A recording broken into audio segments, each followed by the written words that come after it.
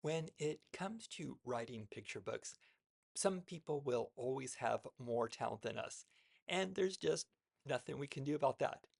While we can't out-talent everyone, we sure the heck can outwork them, and the way to do this is by following a concept I introduced in the previous video, the rule of three.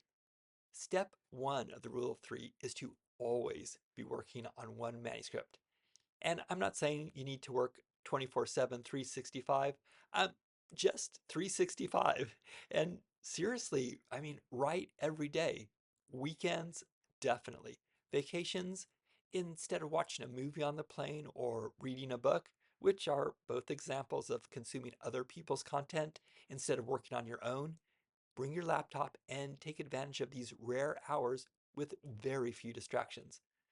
And while you're on vacation, I mean, okay, take a break, but bring a notebook or have your phone's note app handy. New sights, sounds, tastes, and experiences can trigger new ideas or fresh takes on existing ones. And the idea here isn't to ignore every other aspect of your life and focus only on your writing. And in fact, following the unstoppable author framework that I outlined in earlier videos ensures that you don't. The point is to be consistent. Getting into the habit of writing every day will make it as regular as brushing your teeth or eating breakfast.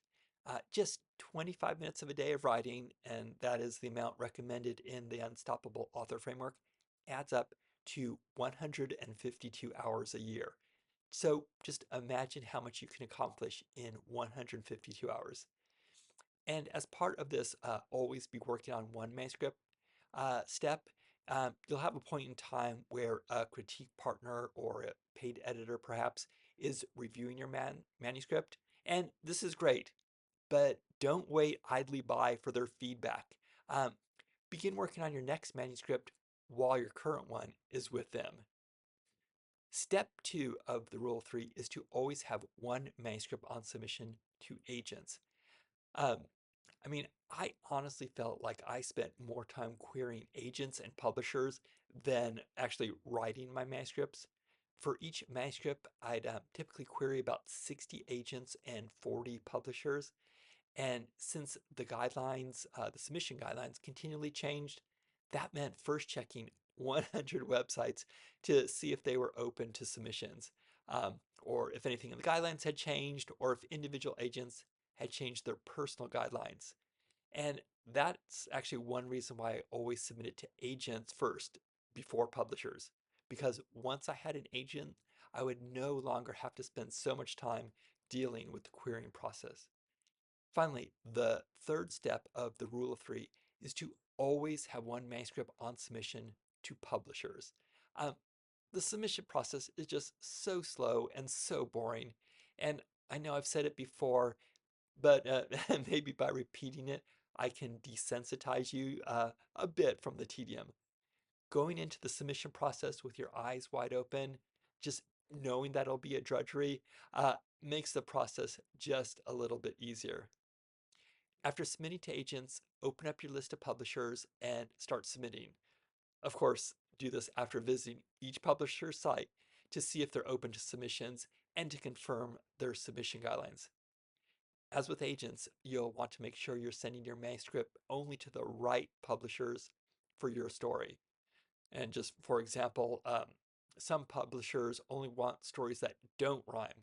Uh, Others want stories that take place in the real world. Some publishers only want an educational angle. Others want stories geared towards specific religions. A lot of publishers only accept manuscripts from author illustrators. And then some might want stories on a specific theme, like agriculture, for example. And finally, publishers might be looking for manuscripts from a specific author group. As always with submissions, respect their guidelines. You may be tempted to think that your story is so good that the publisher will make an exception and accept your manuscript even though it goes against their guidelines. They won't. What's worse, you may potentially burn a bridge by making a publisher less receptive to your future submissions. Um, I know this was a ton of info for one video. If you have any questions about the rule of three, drop them in the comments or just send me an email, and I'll be happy to clarify. As always, thank you so much for watching. If you got any value out of this video, like it, subscribe to my channel, and share the video with other aspiring picture book authors.